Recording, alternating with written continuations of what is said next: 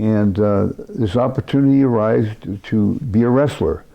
So this Stu Hart thing came up. Go down there and I'm gonna make my dad proud. Now I tried to kill him and I didn't do it. So someone told you to go to the dungeon, somebody suggested you go to Calgary. Okay, good. That's a good call because I left that out. I went down to the Portland Sports Arena where Portland Wrestling was. So now I want to make my dad proud and get out of the industry a little bit. And go down there. I talked to a guy named Dutch Savage. Dutch Savage said, go down to Calgary, Alberta, and meet Stu Hart.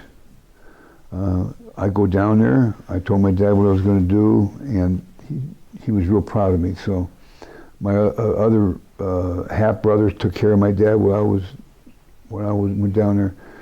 I was only there for about a month, and I didn't like it. You know, it just Dynamite Kid trained me. You know. What year would this have been? This was August of '82. Okay. I had just turned 29. And then I missed the drug scene, you know. Yeah. I missed making the big money and all that. So who was training you? Dynamite Kid did most of the training. Davey Boy Smith did some. Bret Hart never even gave me the time of day because at that time I was 6'3", about 280. I was on roids at that time too.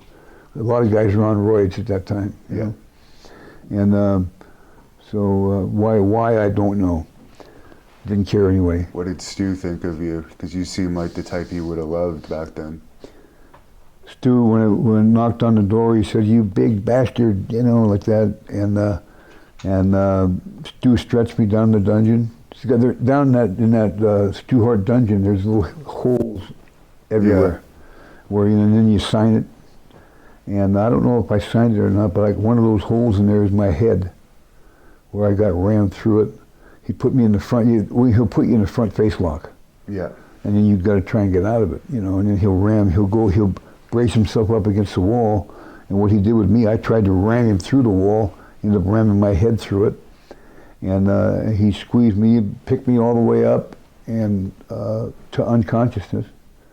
And I woke up, I don't know how, maybe 20 seconds later. And I got to go outside because it was in August of '82, it was summer. And so I made it to the outside ring. I had all this talent, but I wanted to go back into drug dealing. Went back to Portland. Did you ever have a match? Yeah, I did have matches. Yeah, I did have matches in on Friday, Calgary, and did a few runs to Regina and stuff like that. So even with limited training, they threw you in there? Yeah. I only trained 10 days. I had my first match. Who was booking at that time? That's a good question. I think maybe Bruce Hart. I don't know if Bret Hart was. It revolved quite a lot down there, so. Yeah, I don't really remember who was booking. All I remember is the Regina was 500 miles one way and 500 back. And the guys, I never realized what volume was until we went to Regina. I made $25 Canadian. And then on the way back, this guy named Wakamatsu used to drive. Yeah. And he'd fall asleep. So I'd take over and drive. Everybody was passed out, and I would drive back to Regina, or to Calgary from Regina. And that was quite interesting. And so I don't blame you actually for wanting to go back to making more money. Well, it was a great experience. So I mean, I got to meet the wrestlers and stuff. And what did you think of Bruce? Because a lot of people have varying opinions on him. Well, he always treated me good, except when I found out that he had some 14-year-old. He was a teacher and had some 14-year-old girl he was going to marry. Or got her pregnant. He ended up marrying her. A movie could be made about the whole situation. But that was a whole weird situation.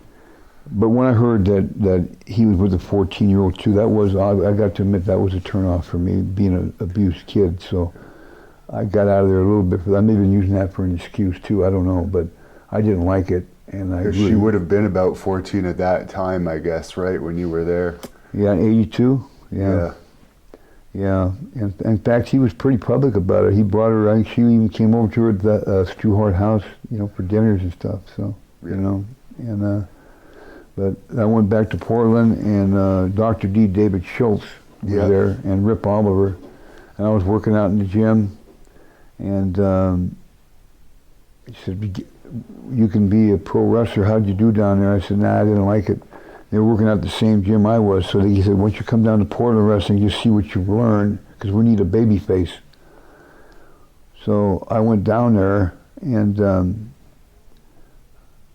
we had a match for like 15 minutes, and it was a good match. He said, "Shit, man, you've learned. Why don't you just come here and be a babyface? You're from Portland." And I said, "Nah, I'm kind of into other stuff, you know." And by that time, I knew a lot of the wrestlers because they used to come to the Stone Pony and get drugs from me, buy coke. Yeah. And I don't want to mention any names there either, just because it would be kind of unfair, you know. Yeah. A lot of them passed away. And so they knew what I already was. And so they wanted me to get in this other world. And so I got into Portland Wrestling.